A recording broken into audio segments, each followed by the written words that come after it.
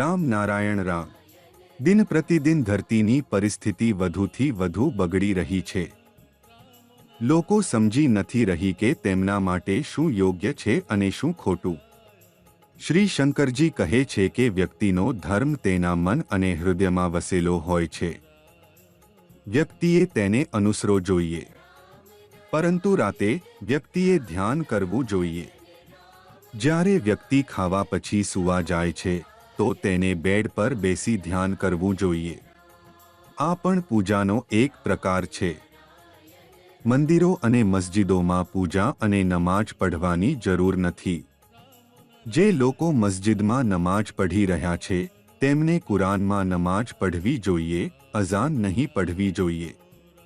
સ્થાયી કબ્રસ્તાન હોવું જોઈએ નહીં, છતાં તે છે અને લોકો તેને અનુસરે છે। હિન્દુ ધર્મમાં મંદિરો બનાવવાની અને પૂજાપાઠ કરવાની જરૂર નથી, છતાં લોકો તે કરે છે। લોકોને પૂજાપાઠની જગ્યાએ ધ્યાન કરવું જોઈએ। તમે પહેલાથી અલ્લાહના બંદા છો। તમે ભગવાન છો। તમારે પોતાને યાદ કરો અને પોતાના સ્વરૂપને પૂછો, તમે શું છો, ક્યાંથી આવ્યા છો, ક્યાં જવાના છો અને મરી ગયા પછી શું લઈ જશો। કેટલીક ધાર્મિક માન્યતાઓ કહે છે કે મૃત્યુ પછી કશું પણ નથી, પરંતુ જો કશું નથી તો બધું કયાંથી આવ્યો। તમે હતા ત્યારે જ આ પૂર્ણ થયું, પરંતુ તમે પહેલા ક્યાં હતા? તમે ધ્યાન કરો, તે તમને પ્રકાશિત કરશે, તમને જ્ઞાન આપશે અને તમને શક્તિ આપશે। તમને ખાવાની જરૂર પણ નથી પડશે, ભૂખ પણ લાગશે નહીં, 810 કલાક સૂવા જવાની જરૂર પણ નથી। તમે માત્ર 1 કલાક સૂઈ શકો છો। જો વિદ્યાર્થીઓ 1 કલાક ધ્યાન કર્યા પછી 1 કલાક અભ્યાસ કરે છે તો તે 100 વર્ષના અભ્યાસ જેટલું સમાન થશે અને જે જ્ઞાન મેળવ્યું છે તે ક્યારેય ભૂલી શકતા નથી। ધરતી પર લાખો કરોડો પુસ્તકો છે તો આકાશનો કિતાબ કેટલો મોટો છે? આકાશ કેટલું મોટું છે? આકાશની લંબાઈ કેટલી છે?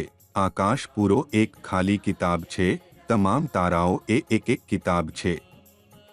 તમે કલ્પના કરી શકો છો કે તે કિતાબ કેટલો મોટો છે? તેને જુઓ અને તેને યાદ રાખો। સૂર્ય આપણું સેવા કરે છે। સૂર્ય આપણા પગની નીચે છે, પાણી પગની નીચે છે, ધરતી પગની નીચે છે, છતાં લોકો નમ્ર થવું નથી જાણતા અને સમર્પણ કરવું નથી જાણતા। આ સૂર્યનું પ્રકાશ આપણા પગની નીચે પણ છે અને ઉપર પણ છે, હવા ઉપર પણ છે અને નીચે પણ છે, આકાશ ઉપર પણ છે અને નીચે પણ છે, પાણી નીચે પણ છે અને ઉપર પણ છે, ધરતી પણ આપણા પગની નીચે છે। સૌના આદર કરવો જોઈએ। કેળા જબ તકલ વધે છે તે ઝૂકી જાય છે અને પોતાના ફળને ખાવા દે છે। જે ફૂલો તોડે છે, તુલસીના પત્તા તોડે છે, તેને પણ દુઃખ થાય છે। તોવું છે તો હાથ જોડીને માંગો। ધરતી પર બહુ ડાકુ થઈ ગયા છે, ચોર થઈ ગયા છે, બધા ચોર છે। રાજકીય લોકો, નોનરાજકીય લોકો બધા ચોર છે। ચોરોને બચાવવા માટે સંવિધાન બનાવાયું છે। ચોરોને બનાવવા માટે સંવિધાન બનાવાયું છે। અમારા જન્મનો હક કોણ છીનવી ગયો? આનો જવાબ કોણ આપશે? થોડા દિવસો પહેલા કહેવામાં આવ્યું હતું કે ચીન, રશિયા અને ભારત સાથે મળીને એશિયન બ્લોક બનાવશે। એશિયન બ્લોક બનશે તો બીજે દેશો પણ આવશે। ભારત અને પાકિસ્તાનને અલગ કોણ કર્યા? હિન્દુ અને મુસલમાનો જે એક જ લોહી છે, એક જ જીન છે, એક જ આત્મા છે, તેને અલગ કોણ કર્યો? ને અને મહાત્મા ગાંધી એ બંને ધરતીની બરબાદીનું કારણ છે।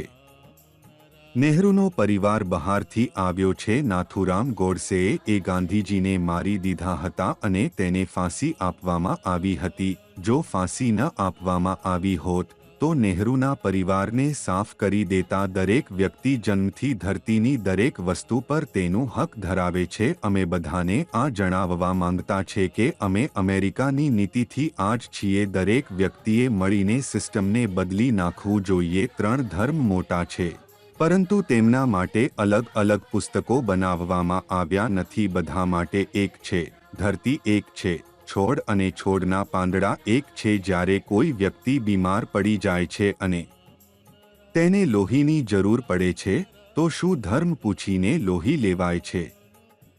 નહીં. તેથી હું બધા માટે જોડાવા માંગુ છું. તમે બધા નારાયણ રામ સાથે જોડાઈ જાઓ અને તમારા જીવનને આનંદમય બનાવો.